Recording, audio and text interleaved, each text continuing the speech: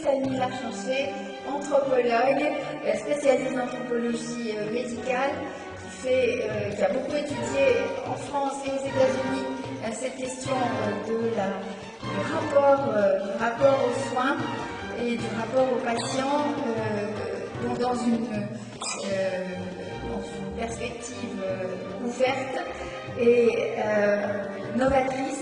Et donc Stéphanie, je te donne la parole pour ouvrir la première session. Merci.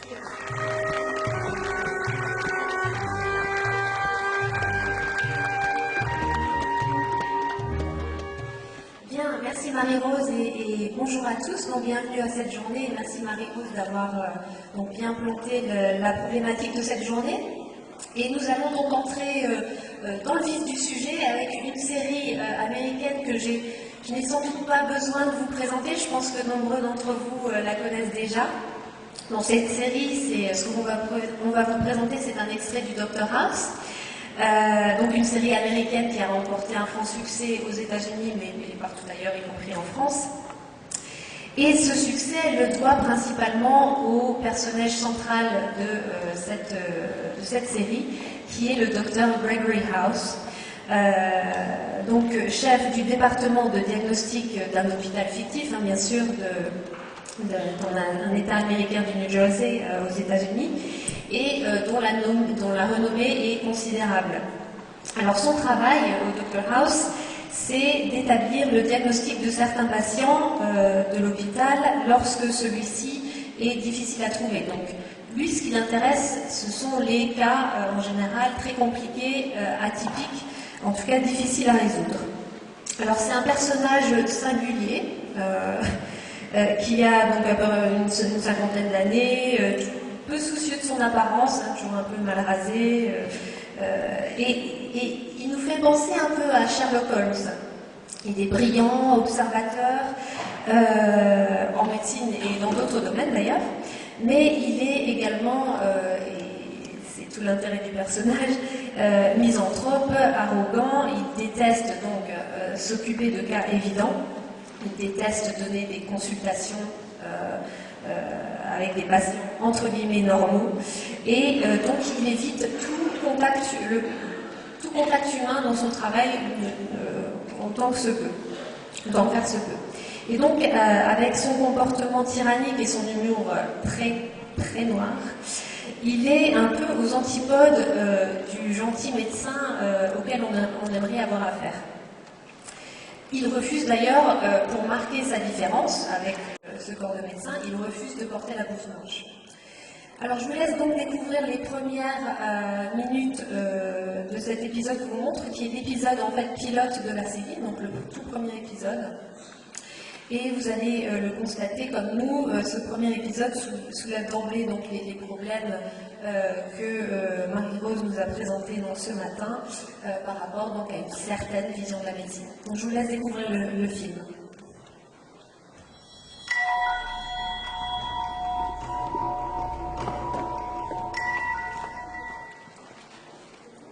Une jeune femme de 29 ans. Première attaque il y a un mois. Elle n'arrivait plus à parler. Tout juste à bredouiller. Détérioration progressive de ses facultés. T'as vu ça? Ils me prennent tous pour un malade à cause de ma carrière. Tu viens mettre une blouse blanche. Je veux pas voir la pantomime. Tu vois que cette attitude peut avoir de gênant pour l'administration? Les gens ne veulent pas d'un médecin malade. J'entends ça. Moi, je ne veux pas de patient en bonne santé. La jeune femme de 29 ans. Celle qui peut plus parler, ça me dit la ça. C'est ma cousine. Et ta cousine n'aime pas le diagnostic. J'aimerais pas non plus. Tumeur cérébrale, elle est foutue, aucun intérêt.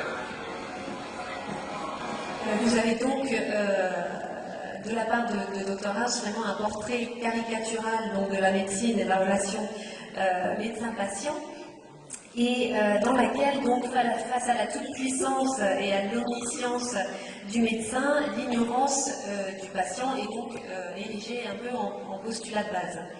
Le médecin, comme il nous le dit, il est là pour traiter les maladies, pas les patients. Et le malade est ainsi un peu réduit à son animalité, il est un peu déshumanisé.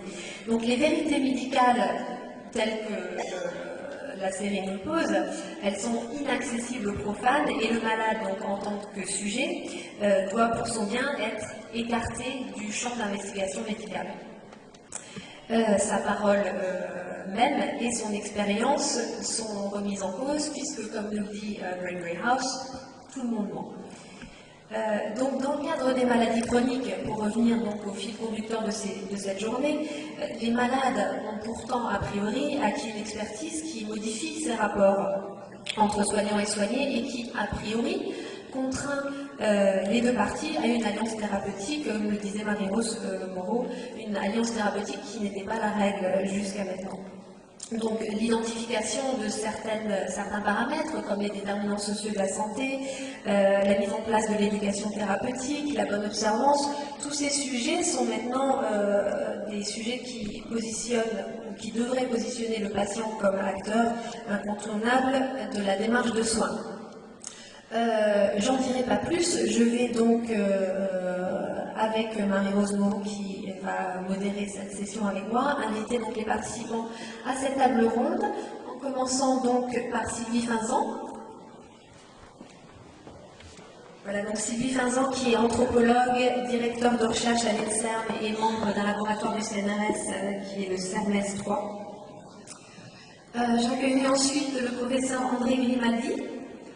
Donc, André Grimaldi, chef du service de diabétologie à l'hôpital Pitié-Salpêtrière.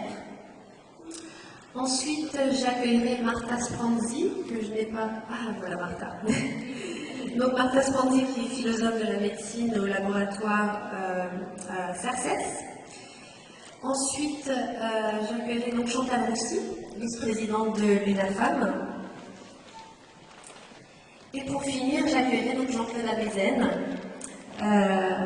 président donc, du comité consultatif national d'éthique, entre autres. Voilà.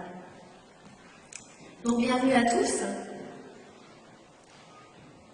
Merci d'avoir accepté de participer à cette première table ronde qui va nous permettre donc de discuter de tous les sujets qu'on a un peu commencé à poser ce matin à travers l'intervention de Marie-Rose et puis les idées qui ont été posées dans cette série du Dr House. Donc je commencerai par vous poser la question, Sylvie, puisque on vient de parler du mensonge et je ne résiste pas à vous poser la question, à vous qui avez écrit, justement un ouvrage sur la problématique du mensonge, pas seulement du côté du soignant comme le pose le Dr House, mais du côté du médecin et également du côté de l'entourage. Donc vous avez étudié la relation médecin-malade, anthropologue comme une relation sociale, et vous montrez donc dans cet ouvrage et dans d'autres écrits que donc, les pratiques des médecins et des malades sont bien loin d'une dynamique de partenariat comme les nouvelles politiques de santé publique voudraient qu'elles le soient. Donc, c'est une question un peu large que je vais vous poser, mais on commencera par là. Quels en sont, donc, selon vous, les principaux obstacles à cette relation de partenariat? Je crois que peut-être un des premiers problèmes, c'est que beaucoup de soignants pensent qu'il n'y a plus de problème. Et que dans la mesure où on a une législation qui permet maintenant, qui oblige même l'information du malade, on a la loi du 4 mars 2002 qui fait obligation aux soignants d'informer les malades, les soignants sont absolument persuadés qu'aujourd'hui il n'y a plus de problème. Donc la loi fait acte de mesures. Voilà. Sauf que bon, les anthropologues en général ne se satisfont pas d'une loi, ils regardent les pratiques réelles. Et quand on observe ce qui se passe, notamment en milieu hospitalier, on se rend compte que les soignants ne donnent pas tant d'informations que ça, parfois pour des raisons d'ailleurs explicitement très louables, de ne pas faire de tort aux patients, mais souvent ce qu'on peut constater, c'est qu'ils donnent une information préférentiellement à des personnes de milieux favorisés et beaucoup moins aux personnes de milieux défavorisés. Et de même pour le mensonge d'ailleurs, ils mentent plus volontiers aux personnes de milieux populaires, avec cette idée que ils ne vont donner l'information qu'aux personnes qui sont aptes à la comprendre et aptes à la supporter. Donc souvent d'ailleurs un amalgame entre ces deux types de compétences, de sorte que finalement ce sont les personnes qui sont les mieux outillées dans la société pour avoir cette information, qui vont savoir interroger différentes personnes, qui vont savoir aller sur Internet, etc., qui vont la recevoir, et les personnes qui sont les moins outillées, à qui on va la soustraire, ce qui va renforcer les inégalités d'accès à l'information. Donc l'idée l'identité socioculturelle du patient va peser d'emblée sur la relation médicale en premier lieu. Tout à fait. C'est-à-dire que pour des raisons que le soignant croit être des raisons psychologiques, on va évaluer la capacité psychologique du patient à supporter l'information. En réalité, il va se fonder sur souvent des signes extérieurs d'ailleurs de ce qu'il croit être l'appartenance sociale ou le capital culturel de la personne. Il va donc préjuger de cette capacité à comprendre et à supporter. Et il va ou pas lui donner cette information qui, évidemment, ensuite va peser ou pas sur l'adhésion du soignant, qui, s'il est mal formé, on se rend compte que souvent il y a des résistances à se soumettre à certains traitements si la personne est mal informée, qu'elle n'en voit pas l'utilité. Dans votre travail, vous avez beaucoup travaillé en oncologie. Est-ce que c'est une maladie chronique qui accentue ce genre d'asymétrie dans la relation?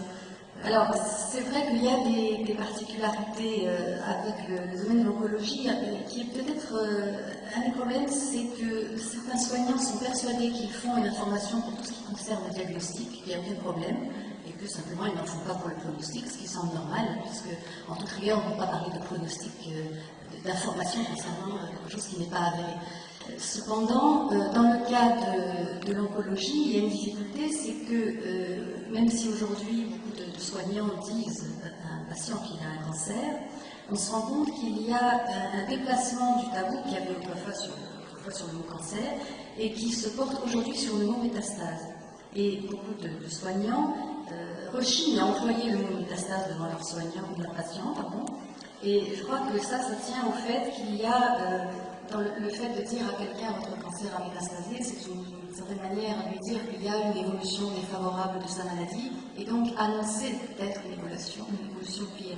Et bon, c'est ce que j'appelle la dimension pronostique du diagnostic, finalement, qui fait qu'il reste quand même un silence fait sur une part du diagnostic.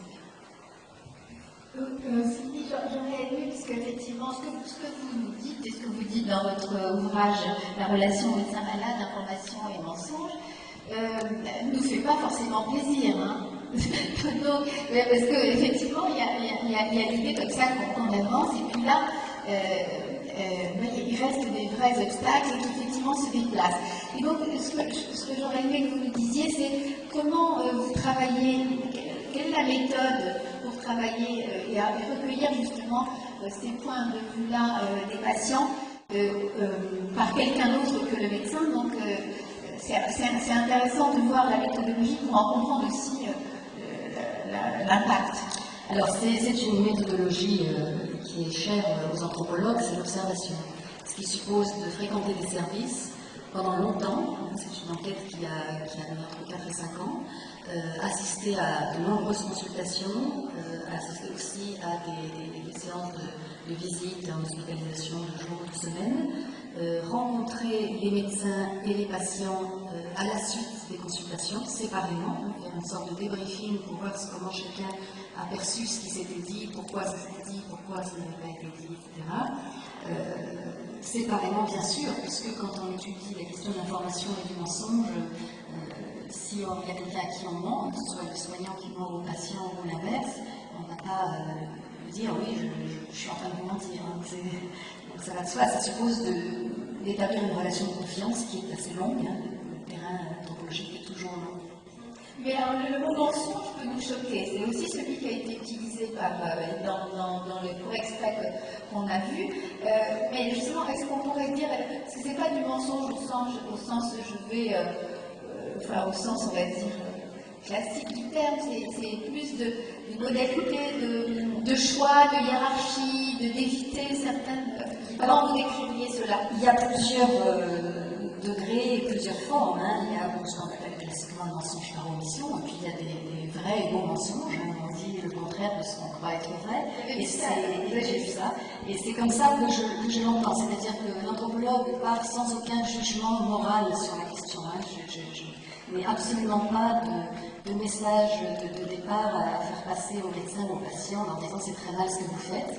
Je l'examine comme une pratique sociale parmi d'autres. Et à partir de là, je considère comme mensonge tout ce qui est une parole différente de ce que le locuteur croit être vrai. Hein. Ça n'a bien évidemment rien à voir avec la question de l'incertitude et de la vérité dans le savoir, hein. C'est tout à fait autre chose. C'est vraiment ce que la personne accepte de dire ou ce qu'elle pense être la vérité ou le contraire. Par rapport à ce qu'elle sait elle-même. Voilà, et alors ce qui est intéressant, c'est de voir que le mensonge, c'est quelque chose qui est très différemment accepté, hein. C'est-à-dire que c'est vrai que le mensonge du médecin, il est beaucoup plus accepté et acceptable socialement que le mensonge du patient.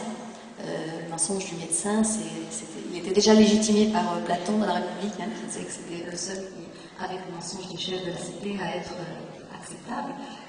Et ce qui fait que ça rend un petit peu plus difficile l'approche, parce qu'on est dans quelque chose qui est éthiquement justifié par les uns, condamné par les autres, et l'anthropologue ne se positionne pas sur le plan éthique, hein, même si en tant que citoyenne, évidemment, j'ai mon point de vue sur la question, mais ça m'intéresse personne. Oui, alors je vais poser une question complémentaire à Chantal aussi, donc de l'UNAFAM. Oui, Chantal, donc là, on commence par la description de la relation et de ses apories, de ses difficultés. Du point de vue du patient, du point de vue des accompagnants, de ceux qui aident le patient à faire face à la maladie, vous partez de quel constat, Chantal, aujourd'hui? Oui, là vous me posez une question compliquée parce qu'en fait, si vous voulez, en psychiatrie, il y a effectivement des doubles discours, des triples discours, et en sachant qu'en plus de ça, les experts, selon leur formation, n'ont pas forcément le même discours. Et donc, c'est très complexe et on met très très très longtemps à comprendre le monde de la psychiatrie. D'abord, on a une position culturelle, on n'est pas formé à la psychiatrie, on est formé à la biologie. Et il y a très peu de familles qui, quand elles sont proches, qui arrivent dans la maladie, comprennent ce qui leur arrive. Et donc, très très rapidement, elles demandent au psychiatre un diagnostic, en se disant, bon, grâce à un diagnostic, il va y avoir des médicaments, ou il va y avoir une opération, et donc je saurai quand il sera rétabli ou pas rétabli, et je saurai où j'en suis. Et donc, vous connaissez bien la psychiatrie, là c'est pas du tout comme ça que ça se passe. Et donc, il fallait mettre très très très longtemps à comprendre, en sachant qu'à l'UNAFAM, on représente les usagers les plus chroniques et les plus difficiles, c'est-à-dire tous ceux qui ne peuvent pas se représenter eux-mêmes. Parce qu'en psychiatrie, il y a aussi des représentants d'usagers qui se représentent eux-mêmes, et nous, on représente les autres. Et donc, on est partie prenante dans le soin, avec tout ce que ça comporte, si vous voulez, comme difficulté d'accompagnement, parce que, effectivement, les soins ne sont pas pratiqués de façon globale, et que donc, ils font par contre la même chose qu'en somatique, c'est-à-dire un patient, un médecin, et la famille dehors. Or, si vous voulez, malheureusement, c'est la famille qui doit donner un environnement positif pour accompagner les soins. Et là, il y a un très très gros travail à faire. C'est peut-être comme ça que je peux rapprocher, si vous voulez, le centre transculturel, parce que je pense que c'est des problèmes que vous rencontrez et que nous, on vit au quotidien. Donc, ils reçoivent le patient, la famille ne comprend rien, après on lui donne une explication, alors effectivement, qui est adaptée selon la famille, selon le patient, selon le médecin, etc. Donc, si on voit quelqu'un, un autre médecin ou un autre soignant normal, il nous dit le contraire, pas forcément le contraire, mais en tout cas, nous, on le comprend comme le contraire. Et après, si vous voulez, ce patient revient dans la famille où tout l'environnement, malgré tout, c'est pas, on n'essaie pas de responsabiliser la famille, mais il faut quand même savoir que l'environnement de la famille a permis l'arrivée de cette pathologie. Et donc, on la renvoie dans la famille, et la famille n'est toujours pas formée. Alors, ça met très très très longtemps. Donc, vous dites se former. Ça veut dire que les familles, non seulement elles ont un savoir, par exemple, de comment ça se passe au quotidien, de ce qui est difficile pour la personne, de ce qu'il arrive à faire, à pas faire, Et donc ça, c'est une sorte de savoir empirique. Et en plus, donc vous parlez de formation des familles. Oui, parce qu'en fait, on est dans une société où il n'y a, si vous voulez, que la formation somatique. Donc, il y a très très peu de formation à la psy, alors. Enfin, peut-être pas à la psy, mais aux troubles psychiques, à savoir que les enfants que vous avez, ils ont une tête et une psychologie. Vous avez beau dépenser énormément d'argent, même dans les milieux aisés, pour tout ce qui concerne la santé physique, ils pensent que c'est suffisant et ils ne voient pas l'évolution de leur gosse. Alors, en sachant qu'ils disent que j'ai 4 enfants, je les ai tous pareils, parce qu'il y en a un malade, ben non, ils ne sont pas tous pareils. Et donc, il y a des familles qui n'arrivent toujours pas à dissocier les vulnérabilités de l'un par rapport à la force de l'autre. Et c'est cette formation-là, si vous voulez, c'est un message qu'on voudrait faire passer dans la prévention primaire, parce que c'est un message qui nous paraît essentiel pour pouvoir faire évoluer les familles vers une compréhension de l'arrivée d'un trouble.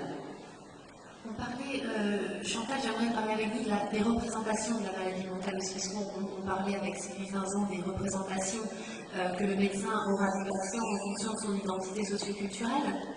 Est-ce que face à la maladie mentale et tout le stigma qui peut être attaché, est-ce qu'il y a eu une mise en tension du soin dans sa prise en charge, la continuité du traitement justement en dehors des murs? Est-ce que la maladie mentale a mis ça en évidence dans la relation Alors, écoutez, vous touchez à un problème, si vous voulez, qui est un problème très grave pour nous, c'est qu'on subit l'exclusion sociale, et on a subi de plein fouet. Parce qu'en fait, si vous voulez, comme personne n'est formé aux troubles psychiques, on entend tout et n'importe quoi, et que donc, si vous voulez, on est obligé de trier, et on trie mal, et que donc, comme on n'est pas formé, si vous voulez, très très souvent, on évite de continuer à voir des amis ou même de la famille. La famille proche ne comprend rien non plus. Donc, on s'exclut. Alors, le patient s'exclut et nous nous exclusons en même temps. En plus de ça, si vous voulez, beaucoup de conflits familiaux, parce qu'on essaie de répercuter sur le conjoint les difficultés qu'on subit en disant bon, et puis on a beaucoup de séparation, et des frères et sœurs dont on ne s'occupe plus, parce qu'on s'occupe essentiellement du patient qui a des troubles, et donc qui subissent des souffrances qui cachent et qui peuvent ressortir à un moment donné. Donc c'est un chantier, vraiment, si vous voulez, je serais disparue avant que certainement qu'il y ait la première avance. Ah non, pas la première avance. Et là, pour l'instant, on est vraiment au point zéro. Hein. Oui, vous avez vraiment le sentiment d'être que le progrès n'existe pas sur cette question. Écoutez, je suis optimiste de nature, heureusement, parce que c'est le cheval. Mais la stratégie nationale de santé qui a été définie par Marisol Touraine nous convient bien. C'est il y a 3 points, mais il y a un point important sur la stratégie et sur la prévention de primaire. Et la prévention primaire, on peut effectivement associer avec l'INPES, au chef administrateur de l'INPES, qui permettrait, si vous voulez, on a 97 délégations, donc on pourrait être le relais dans les délégations. On a tout de même 15 000 adhérents, 1600 bénévoles, on a 250 sites d'accueil et 600 représentations institutionnelles. Donc si on sait faire, si on nous donne les moyens de faire, on peut faire passer des messages de prévention primaire. Mais est-ce qu'on va nous donner les moyens ou est-ce que c'est simplement un concept où il n'y aura pas de suivi derrière Je me méfie tout de même des politiques.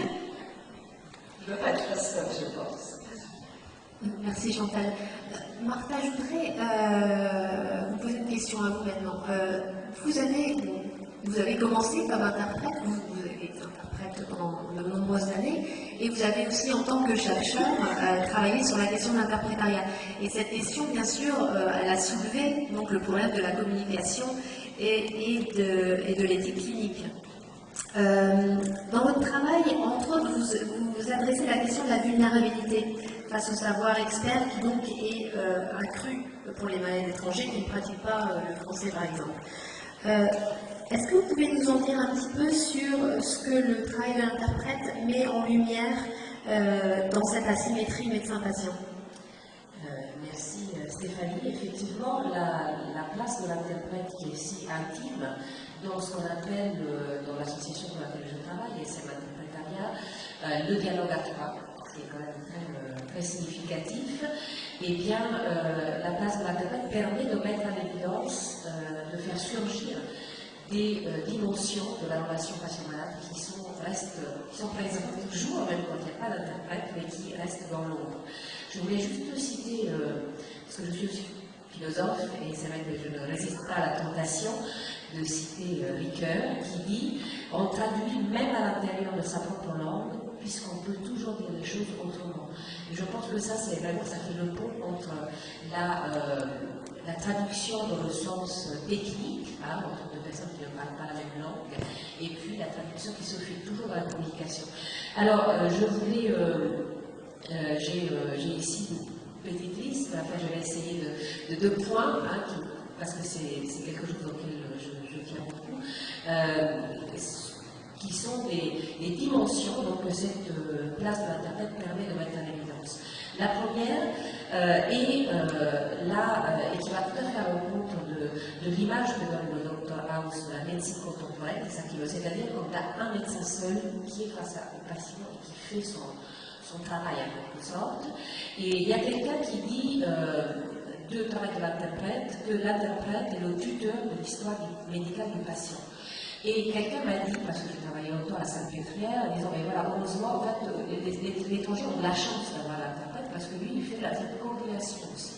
Hein, il demande est-ce qu'il y a des questions à poser à l'autre, etc. En fait, c'est ce qui manque, par exemple, dans la relation aujourd'hui. On reste encore à l'image du Dr House, en réalité, c'est très différent. C'est des filières, et souvent, les patients tombent dans les trucs, on pourrait dire, de ces filières. Un point encore plus important, il me semble qu'on parle toujours de droit à l'information. Et en fait, le travail de l'interprète met à l'évidence qu'on devrait dire plutôt le droit à la communication. Pourquoi? Parce que la communication, ce n'est pas seulement des contenus, mais c'est de la forme aussi. Par exemple, l'interprète doit traduire aussi l'hésitation. Il y a une hésitation dans la réponse, ça veut dire quelque chose. Et là, ce n'est pas l'information, c'est pas le contenu, c'est la forme, mais c'est significatif pour la suite. Et l'interprète a ça en but aussi. Il y a aussi ce à quoi les mots renvoient. Par exemple, moi j'étais face à un médecin qui me demande de traduire à un patient, votre maladie est grave, est très grave. Moi je traduis, et très grave, c'est pas difficile, parce que c'était de l'italien, en français c'est le même mot. Mais dans l'interaction avec le patient, je m'aperçois après que dans la perception du médecin, il y avait l'idée qu'il y avait le possible décès, et que le patient n'avait pas du tout compris ça. Or, il s'agissait de faire éventuellement venir la femme, etc. Donc il y avait une compréhension complète sur ce mot. Donc ce qu'il y a derrière les mots, l'interprète était obligé de le rendre explicite, et si ça avait été des Français, il n'y aurait même pas eu l'idée qu'il fallait dire autre chose. Et dernièrement, la communication elle va dans les 2 sens. Et là, la communication, c'est pas l'information, c'est vraiment quelque chose que le médecin transmet comme un gros paquet au patient. La communication, c'est quelque chose aussi que le patient transmet au médecin. Et c'est ça que l'interprète fait. En fait, l'interprète, moi personnellement, je demandais toujours au patient est-ce que vous avez des questions à poser. Comment vous avez ressenti ce qui vous a été dit. Donc, et ça va rencontrer de l'expertise. Donc l'expertise n'est pas seulement médicale. Alors là, il y a toute cette polémique, là, les patients arrivent avec ayant vu tout ce qu'il y a sur Internet, etc. Les médecins ne sont pas contents. Mais ce n'est pas ça vraiment ce dont il est question sur l'expertise du patient. Le patient a une expertise de représentation. Et ces représentations sont essentielles pour après, par exemple, pour la compliance. Hein, le patient a des représentations à lui sur ce qui se passe dans son propre corps, donc il va faire son tri dans les médicaments qu'on va lui donner, par exemple. Et c'est pas parce qu'il est de mauvaise volonté, mais parce qu'il intègre d'une certaine façon ces informations. Et surtout la manière de vivre la maladie. Donc là, je termine, mais là par contre, je m'inscris un peu à 4e point, c'est la compassion, parce qu'on en parle un peu dans le Dr House, il y a Dixon qui est l'opposé du Dr House, hein, de House, qui lui est très compassionnel, etc. Là par contre, je suis plutôt, disons, ni Wilson ni Dr House, parce que je pense que la compassion, le sauter ensemble, c'est quelque chose d'abord de nécessaire mais pas suffisant, et l'interprète Et face à cette question, c'est-à-dire comment se positionner dans la relation, et ça renvoie un petit peu à la position du médecin aussi. Comment faut-il être dans cette relation-là? Et on s'aperçoit que dans la compassion, on les trouve finalement, ça renforce la vulnérabilité du patient, et ça le cloue à sa position inférieure d'une certaine façon. Et ce qui est important, c'est que les raisons pour l'écoute du patient, c'est pas tellement la compassion, mais c'est pour créer un cadre commun de compréhension et de confiance. Et c'est ça qui est important. Donc la bonne attitude, c'est, on pourrait dire, une attitude qui n'est pas indifférente, mais qui se concentre sur l'essentiel, c'est-à-dire de faire surgir de ce cadre commun, véritablement commun, dans lequel il n'y a pas cette différence entre la position de celui qui sait et la position de celui qui ne sait pas. Et la communication, elle sert à ça. Et la compassion, c'est trop dans le renforcement de cette position inégalitaire. Donc là, je dirais que le docteur Trapp n'a pas tout à fait tort dans le fait de ne pas être purement dans le compassionnel. Par contre, le dialogue, la communication, elle fait émerger cette familialité et cette véritable compréhension qui est nécessaire pour redresser cette asymétrie, pour faire du patient un véritable partenaire. Merci Martha. Je pense qu'on peut Oui, à Monsieur Amézène. Oui. Jean-Claude Amézène, alors à plusieurs titres, j'aimerais vous poser des questions, mais je vais commencer d'abord par cet intérêt, ce souci que vous avez pour permettre, par exemple, à travers l'émission de radio que vous animez sur France Inter, de permettre une réappropriation de tous d'un savoir que l'on garde parfois comme un secret, ou en tous les cas comme quelque chose d'un butin, et que j'imagine que cette idée de le transmettre fait partie aussi d'une position active pour que chacun se l'approprie et en fasse quelque chose. C'est ça? Oui, je pense que c'est l'idée qu'il n'y a pas de domaine réservé. Les sciences ne sont pas un domaine inaccessible, contrairement aux arts, à la littérature, à la philosophie. Donc c'est l'idée qu'un de ces problèmes de surplomb entre ceux qui savent, dont on croit qu'ils savent, et les autres, c'est l'idée que c'est inaccessible. Et donc chacun peut avoir accès à sa mesure, à l'ensemble des connaissances, quelle que soit la nature. Et je crois que c'est fondamental pour l'exercice de la démocratie. L'exercice de la démocratie, c'est que chacun peut en savoir suffisamment, sans devenir un physicien, un biologiste, un médecin ou un mathématicien, pour pouvoir réfléchir et participer individuellement et collectivement aux décisions et aux choix les plus importants. Je crois qu'il y a véritablement une question sociétale. Si la société pense qu'il y a des connaissances réservées ou inaccessibles, sauf si on les a abordées profondément, ça veut dire d'une certaine façon qu'on voit que ce sont les experts qui devraient dicter les conduites collectives. Alors, on peut demander aux experts d'informer sur les situations, mais aucun expert ne sait ce que, individuellement ou collectivement, les personnes préfèrent faire. Et moi, je crois qu'il y a quelque chose qui traduit cette idée profondément, qui est, depuis 70 ans, la constitution à travers le monde d'instances de comité d'éthique, qui est fondée sur l'idée que la connaissance et l'expertise est importante. Donc, il y a toujours des biologistes et des médecins quand il s'agit de questions biomédicales, mais que l'expertise est insuffisante à elle seule. Et donc, un comité d'éthique ou une instance éthique qui ne comporterait que des médecins ou des biologistes, des savants, serait considéré comme illégitime si la réflexion concerne des sujets qui sont importants en termes de respect humain, de vie humaine, de projection dans l'avenir. Et donc, l'idée, c'est qu'il faut des personnes qui ne soient pas expertes dans ce domaine, et donc soit qui appartiennent à des disciplines différentes, soit qui soient simplement, ce que les anglo-saxons appellent des laypersons, des citoyens, qui sont là simplement parce qu'ils font partie de la société. Donc je crois que c'est une idée qui est assez étrange, qui est particulière au domaine biomédical, qui est lié au Conseil des médecins nazis et de Nuremberg, et qui paradoxalement n'a pas été adoptée dans d'autres domaines. Lorsqu'on s'interroge sur des problèmes du nucléaire, des OGM, des questions économiques, on dit qu'il faut savoir ce que les experts vont nous dire. Mais l'idée que la réflexion serait d'autant plus intéressante qu'elle comporte des personnes qui viennent d'autres horizons existe en médecine. Et il n'existe pas. Il faut penser que soit le domaine biomédical s'est trompé, il faut arrêter, soit le domaine biomédical est sur la bonne voie. Et à ce moment, il faudrait que cette approche se généralise. Donc la question, c'est au fond mettre ce qui est de l'ordre de l'humain au centre. Et par rapport à ce qui est dit, il y a des choses qui me frappent. Par exemple, l'information. L'idée que la transparence est de l'information, et non pas, comme vous le disiez, la communication, c'est-à-dire le dialogue. On parle toujours du dialogue singulier. Regardez par exemple, depuis que la loi a demandé aux médecins d'informer les patients, eh bien, comment se fait cette information?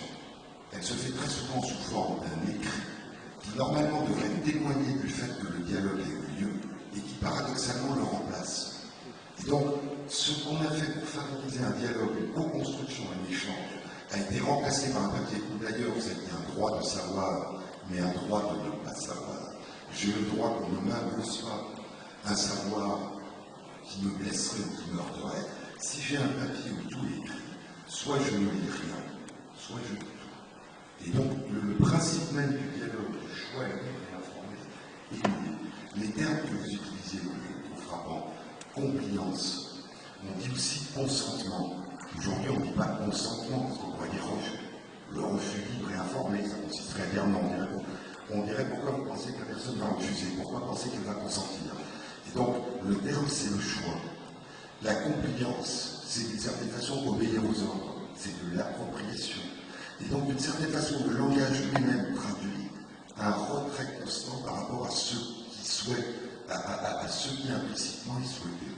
Donc, je crois qu'il y a un véritable problème. Je crois que ce problème est, ça a été évoqué, hein, on vit dans une médecine dans notre pays réparatrice essentiellement, très très peu à approche de prévention, c'est-à-dire très très peu à approche d'accompagnement.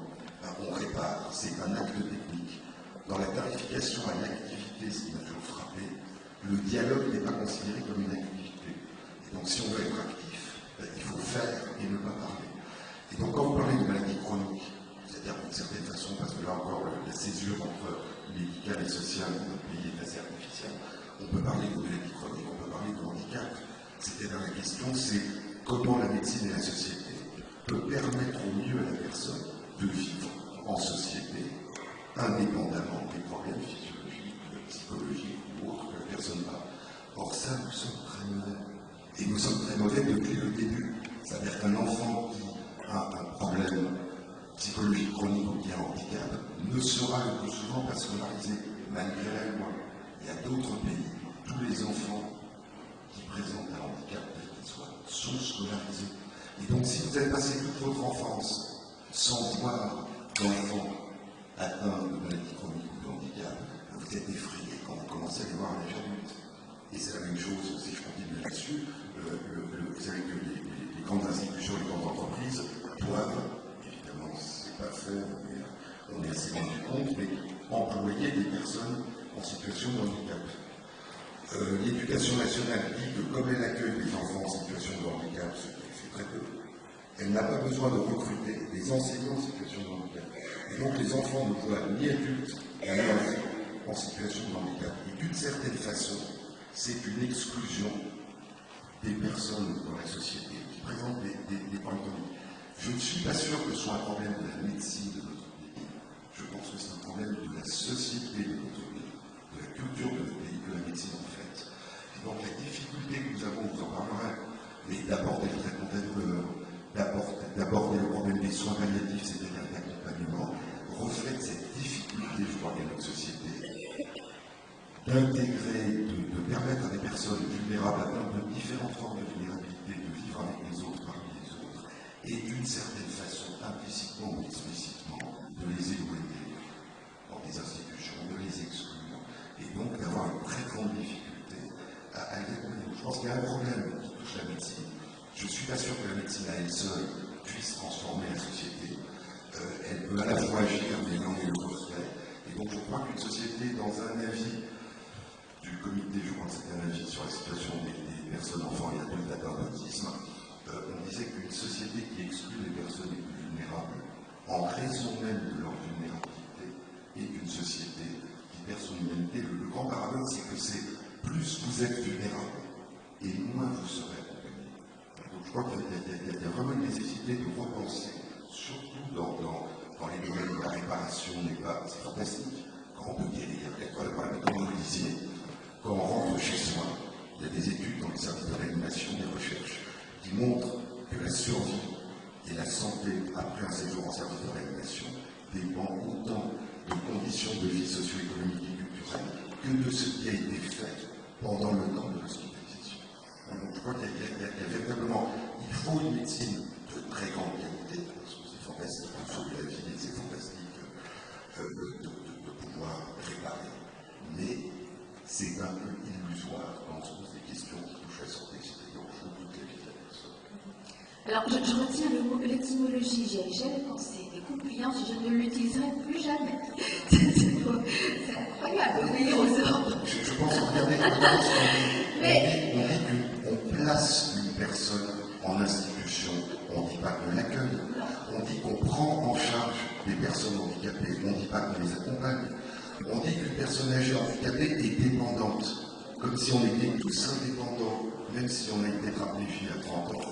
Mais qu'à partir du moment où on a un problème de maladie chronique ou de handicap après 65 ans, on rentre dans une catégorie particulière dont la seule caractéristique est qu'elle échappe en partie à la solidarité. C'est-à-dire que les personnes dites dépendantes qui ont donc le plus besoin, semble-t-il, d'accompagnement, sont les seules qui payent leur hébergement dans des hôpitaux, dans des EHPAD. Donc je crois qu'il y a une réflexion profonde. Les mots, encore une fois, n'ont pas en soi une grande importance, sauf quand ils traduisent et qui favorisent l'enracinement d'un certain nombre de notions. Quand il y a une trop grande dissociation entre le vocabulaire utilisé et ce qui est souhaité, il y a un problème de fond. Voilà, et ce lien entre le modèle de la médecine et le modèle anthropologique de la société. Voilà, l'importance de faire bouger ensemble ces représentations. Les rares cas, si on parle de tragique, où la médecine a failli totalement à ses missions et a causé de la souffrance ou de la prévenir et de la réparer, c'est quand les sociétés dégradent les pensées néfastes. Donc je crois qu'il y a un lien étroit entre l'état de la médecine, les buts de la médecine, la façon de fonctionner une médecine et l'état de la société. Je pense que les médecins et la médecine et tout le système de soins, de prévention de santé peut avoir une influence profonde sur la société. Et je pense qu'à certains moments, c'est un peu ce qu'on disait, les questions ne sont pas que des questions de spécialistes, ce sont des questions sociétales. C'est de nous que dépend l'avenir de la médecine et du système de soins de notre société. Merci, Jean. Je dirais un dernier point parce que je tiens. La résistance formidable qu'on voit dans les services hospitaliers, pour faire bien ce que disait Martin, au fait de mettre des traducteurs ou des médiateurs dans l'annonce du diagnostic, dans la discussion d'un traitement, etc. Et là on avance peu sur cette question-là. Est-ce que l'unité d'études va se... Oui, je pense que ces questions d'accompagnement, ces questions d'inclusion, ces questions d'insertion sont au centre, quels que soient les avis et les préoccupations du CCNE. Mais je pense, vous voyez, parler de profane et de sacré, en soulignant l'utilité, l'annonce, c'est un peu ça aussi. C'est pas un dialogue, c'est une annonce. C'est un peu comme si on avait véritablement quelque chose à repenser. Je pense, pour aller très rapidement, que la nécessité des traducteurs, des médiateurs, en fait. Les médiateurs, c'est-à-dire que le dialogue singulier est quelque chose de remarquable, mais qui peut avoir des secrets de violence quand on n'y inclut pas des tiers. Et donc je crois que tout ce qui est de l'ordre de la médiation, de la présence du tiers, est très importante pour tout le monde. Mais c'est un problème qui est beaucoup plus large. C'est un seul mot. Qu'appelle-t-on les aidants dans notre pays? Aussi allusion, c'est tout à fait extraordinaire. Les aidants, c'est la famille. Et donc, lorsqu'une personne a un problème grave, on demande à la famille de se professionnaliser et donc d'abandonner une partie de ce qu'apporte une famille en termes de relations émotionnelles, affectives, de présence, pour devenir soignant. Il y a plein de pays où les personnes qui accompagnent ne sont pas les personnes de la famille, ce sont des personnes qui sont formées, qui viennent accompagner, et la famille joue le rôle d'accompagnement familial. Ça va jusqu'à un point qui m'a beaucoup frappé. En Suède, si une personne, si un membre de la famille veut se comporter comme aidant, parce qu'il ou elle a envie d'aider sa mère, sa femme, son mari ou son enfant, et bien à ce moment, la Suède lui demande de se déclarer. Et pendant que la personne de la famille va avoir ce rôle d'aidant, elle va être salariée. Pour qu'il n'y ait pas de confusion entre l'aide qu'on va apporter d'un point de vue du soin et l'aide qu'on apporte en tant que proche. Donc je crois que cette idée que la famille c'est l'aidant est aussi l'absence d'idée de cette médiation de la présence du tiers, qu'il soit à l'hôpital, ou qu'il soit au domicile, ou qu'il soit dans la vie. Je crois que cette question du tiers, c'est profond, pour reprendre ce qu'on disait tout à l'heure, c'est une façon de faire entrer la société dans un environnement qu'il serait bon sans doute de faire. Merci Jean-Claude Amezen, et à juste titre, vous nous rappelez donc les questions sont des questions de fond et de société de manière générale, et pas seulement, elles ne ciblent pas seulement la médecine, mais professeur Grimaldi, j'aimerais cependant vous interpeller sur, donc je sais que vous avez plusieurs casquettes, vous êtes militant sur les questions de la réforme hospitalière aujourd'hui, mais j'aimerais vous interpeller davantage en tant que diabétologue. Aujourd'hui, et puisque aujourd'hui, je pense beaucoup parler d'éducation thérapeutique, qui est donc un enjeu majeur pour la prise en charge des patients diabétiques, et pour donc l'apprentissage d'une autonomie dans la gestion quotidienne de sa maladie. Pour cela, a priori, il faut donc partager le savoir médical avec le malade, lui apporter donc certaines compétences, mais il faut également que les soins et le traitement s'adaptent dans une certaine mesure à l'identité de son dernier, à son contexte et ses habitudes de vie. S'agit-il pour le patient dans ce cas de figure-là de devenir son propre médecin? En partie oui, en partie non. Et la meilleure conviction, c'est que j'ai soigné beaucoup de médecins compétents en diabétologie, eux-mêmes diabétiques. Et alors là, vous êtes absolument consternés. Vous portez le nombre d'anecdotes. En gros, quand on vous annonce une maladie chronique, on vous dit deux choses. On vous dit, premièrement, ça ne sera jamais plus comme avant, et c'est pour toujours. Vous allez vous piquer, non, pas pendant une semaine, pour toujours. Et qu'est-ce que ça évoque inévitablement chez tout le monde? Le terme, la fin. Et donc ça active un travail, on peut dire d'acceptation, qui est le travail de la vie, mais un travail de deuil, avec ses propres lois, qui sont que si vous avez un deuil antérieur que vous n'avez pas fait, vous ne pourrez pas faire ce deuil-là. Ce qui m'a appris ça, moi, c'est que j'étais jeune médecin. Je vois un malade qui me dit, s'il vous plaît, pouvez-vous ne pas me dire que je n'accepte pas ma maladie? J'étais un peu ferloqué. Il avait vu tous les patients de parler. 10 minutes après, il m'apprenait qu'il avait un fils unique et qu'un jour il allait trouver pendu. Ce que disait de manière très claire, c'est vous me demandez un travail de deuil, j'en ai un autre, que je ne peux pas faire, que je ne veux pas faire. Quand vous annoncez le diagnostic de maladie chronique, le malade a peur d'être réduit à sa maladie, de ne pas avoir du diabète, mais d'être diabétique. Dans le regard des autres, dans le regard de la société, comme disait Jean-Claude Amezen, et donc la peur de l'exclusion.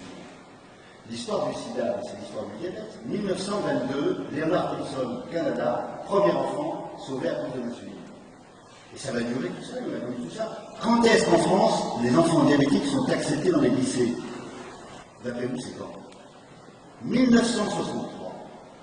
Avant, les parents sont convoqués. Ici, c'est un lycée, c'est pas un hôpital. Okay. L'entrée dans la fonction publique, l'autorisation 1953. Avant, c'est l'exclusion. Alors, les choses ont quand même beaucoup changé. Et alors, avant, le modèle, il est maladie aiguë grave. D'un maladie aiguë grave, on se défend en partie en régressant. Chacun d'entre nous, sur son lit de mort, dit un mot. Non. À 80 ans, non. Donc, le modèle paternaliste, plus ou moins autoritaire, les infirmières c'était plutôt maman, les médecins c'était plutôt papa, mais bon, qu'importe, c'est un modèle infantilisant. Mais qui, au fond, avait le souci de l'autre. Maintenant, on a inventé une société individualiste, très indifférente. Vous devez dire la vérité, je vous le dire la vérité. Est arrivé aux urgences de la Pisa-Pétrière, il y a 15 jours, une journaliste, aux urgences, elle a fait une crise d'épilepsie. On lui fait une IRM, un scanner, et on dit Madame, vous avez des métastases d'un cancer du pancréas. Au revoir, elle va dans le service de médecine. La vérité, c'est aussi une violence inouïe. Comme disait votre médecine, tout se reconstruit. L'annonce, c'est un engagement, c'est une disponibilité. D'ailleurs, vous ne devrez jamais, pour un malade pour une mauvaise nouvelle, sans revenir de mur après comme. Vous avez tous l'expérience. Mince, j'ai oublié de lui dire. J'ai oublié de poser la question. J'ai pas bien compris. C'est un engagement. Donc, dans la maladie chronique, moi, je me méfie beaucoup de. Je fais absolument pour le tiers. Je vais expliquer dire un mot des tiers que j'utilise, qui est en fait le théâtre. Attention. Nous n'allons pas nous résigner à ce message de technicien ingénieur qui annonce les choses. Figurez-vous, dans cette. Maintenant, il y a la consultation d'annonce. Un de mes malades, on lui dit, il me raconte, on dit ça, il avait perdu 11 kilos, il avait très soif, il buvait beaucoup, il arrive à l'hôpital, on dit, monsieur, dit l'infirmière, il était 9h du matin, à 14h, vous aurez la consultation d'annonce. Vous pouvez prévenir votre femme. Très bien, de 9h à 14h, le malheureux, quand arrive le médecin qui dit, monsieur, vous avez un diabète insulindépendant. Oh, il aurait remplacé. Bon, oui, on n'a pas pensé comment on annonçait l'annonce. Donc, c'est dire la vérité, la vérité, et je m'en fous. Alors, il y a aussi même un chirurgien. Voilà votre prothèse de hanche, ça voit les risques, grande mortalité, tant que comme ça, ou votre mortalité cardiovasculaire. Vous changerez, mais vous prendrez votre décision, vous allez revoir. Les malades sont dans la construction, je dis, mais m'en paumez. Qui je peux demander conseil, il n'y a pas un médecin. Mais oui. Donc, aujourd'hui, un certain nombre de médecins revendiquent leur statut d'ingénieur indifférent. Parce qu'on leur a dit, l'affectivité, il faut le mettre de côté. Un bon professionnel, c'est quelqu'un dont la main ne tremble pas. Donc, vous êtes un professionnel froid.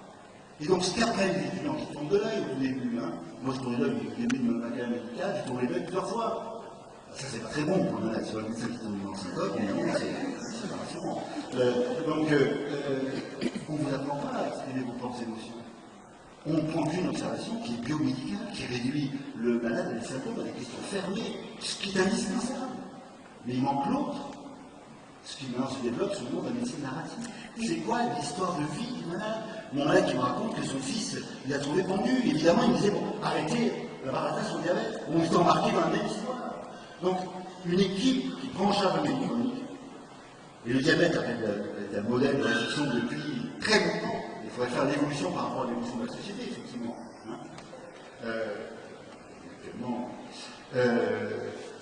A une triple compétence. Vous devez être compétent sur le plan biomédical. Vous devez avoir une compétence de pédagogie, de communication, comme vous dites, d'échange, et de pédagogie, c'est de transmettre. Et vous avez une compétence psychologique. En gros, quand vous avez un travail de deuil, l'individu, face au risque de dépression, a 1000 ressources psychologiques pour maintenir, pour passer son deuil.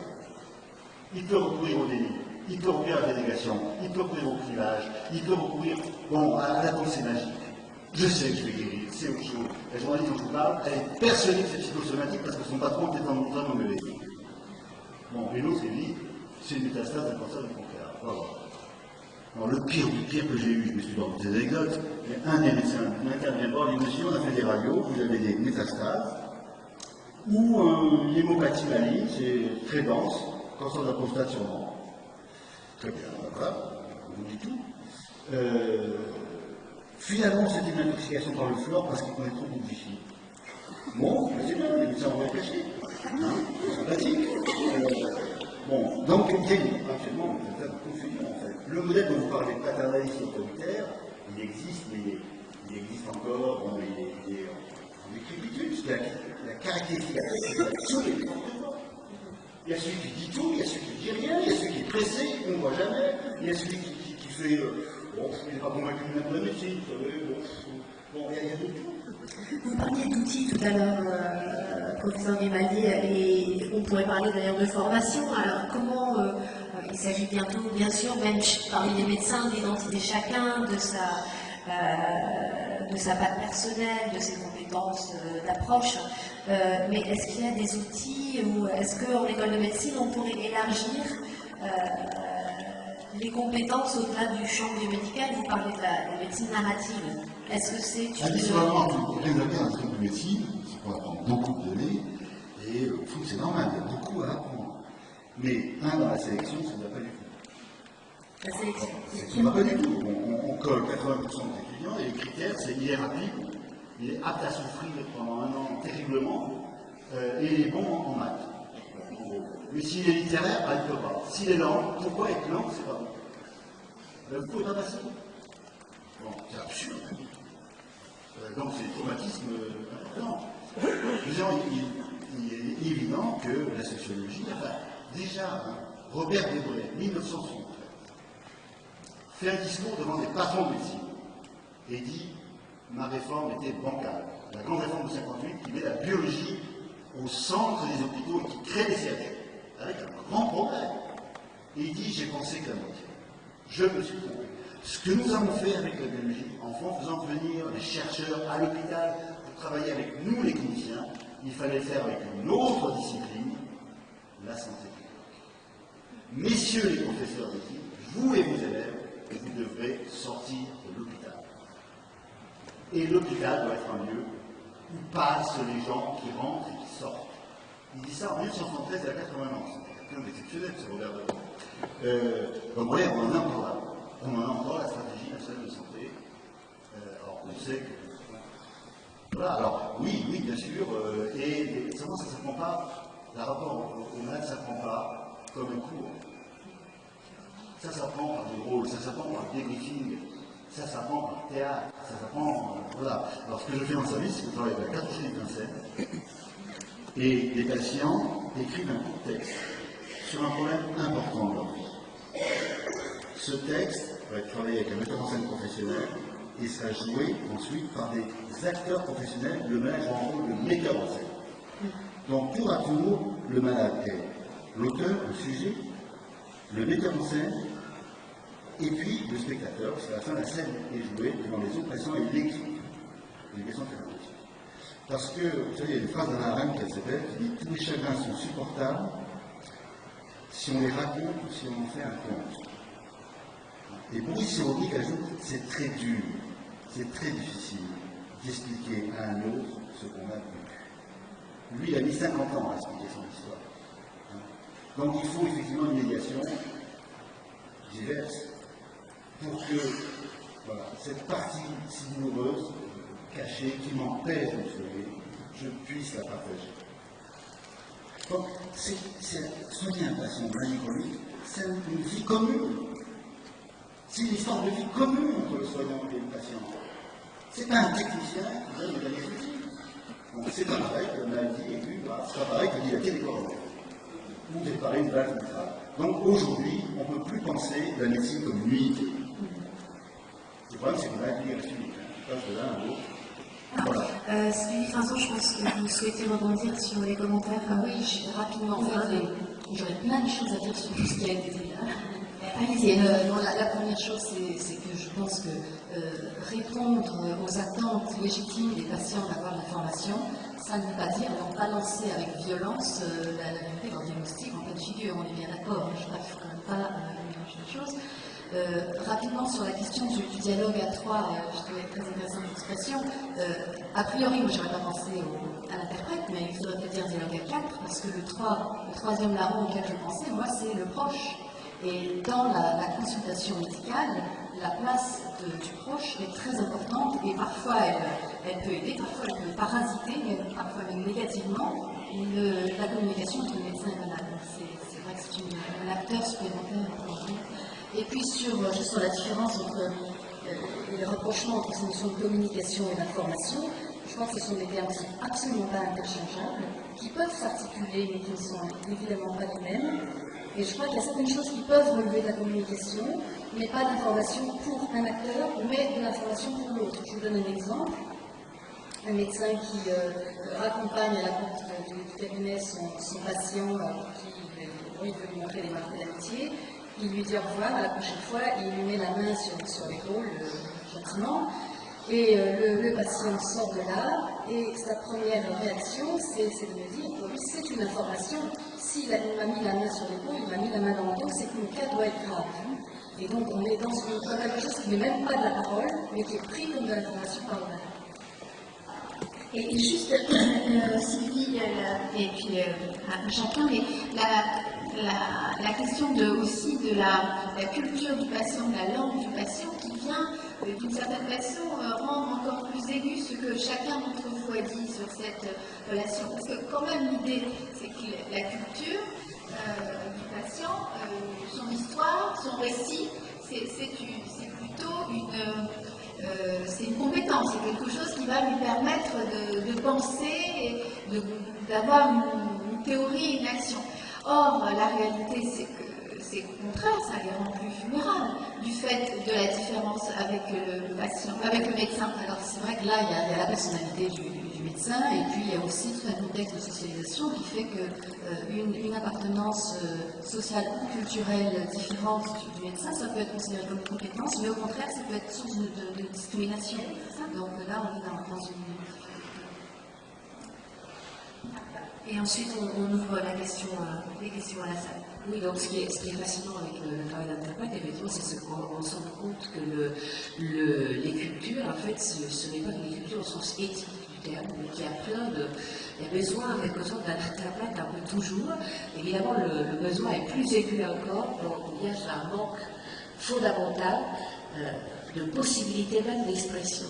Mais ce que fait l'interprète et ce que fait, je reviens à cette histoire du rôle de tiers, parce que par ailleurs je travaille aussi à l'hôpital Cochin dans son éthique clinique, où on joue un rôle de tiers dans les décisions médicales difficiles, c'est de rendre explicite, d'aider les véritables partenaires, qui sont les patients et leurs médecins, à voir ce qu'ils ne peuvent pas voir, donc d'avoir ces rôles de recul, comme le théâtre, c'est-à-dire que c'est une façon de pouvoir exprimer, d'aider les partenaires à exprimer l'inexprimable, à retrouver tout ce qu'il y a dessous, sous la communication.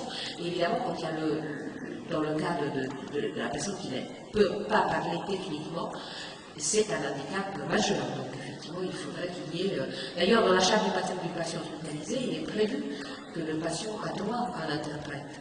Mais alors, après on en revient à l'interprète vraiment formé, ou bien le professionnel de santé, parce que c'est comme ça qu'on fait maintenant, hein, on l'appelle l'infirmière, etc., avec toute la mise en cause de la neutralité et de l'impartialité de la personne et de la symbolique quand il y a l'interprète avec une blouse blanche, mais le patient, voilà, c'est pas la même chose que d'avoir un interprète qui d'abord est formé, qui est véritablement...